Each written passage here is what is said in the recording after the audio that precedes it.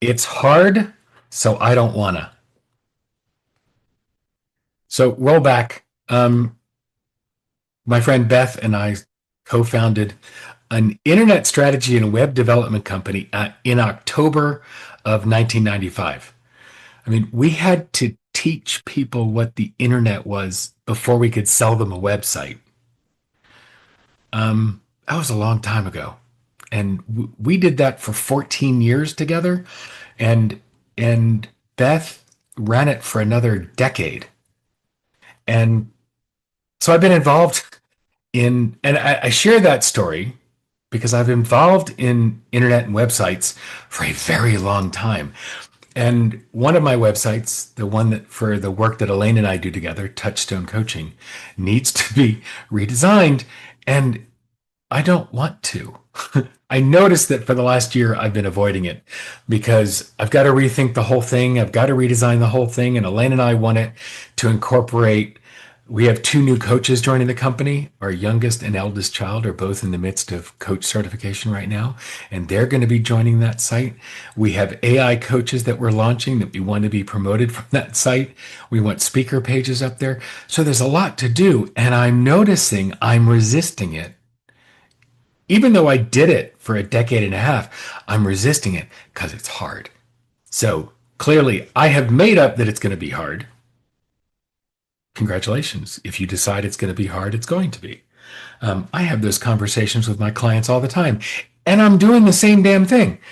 I had a client years ago who was about to move and said, the move is this weekend. It's going to be hard and it's going to suck. I'm like, you just decided it was going to be hard and it was going to suck. And I'm doing the same thing. Totally a situation of physician heal thyself. So the question I have for you, which is the same question for me, is what do you do when you've made up that something's hard to change the narrative? I can use the logic, which was, "Oh, you did this for years. You could do this in your sleep. You know how to do it. I've got a great partner who's done websites with me and for me since 1997. Jody Hirsch at Orange Star is incredible.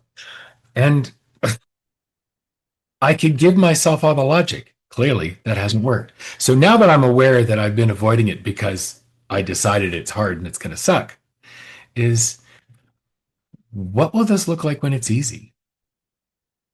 I it's, I have so many of my clients who's been hearing that question, who have been hearing that question for years, who are cracking up while they're watching this video. What will this look like when it's easy? It is a brilliantly elegant question. Your brain instantly goes into envisioning what it will look like when it's easy. What will it look like when it's easy? I know.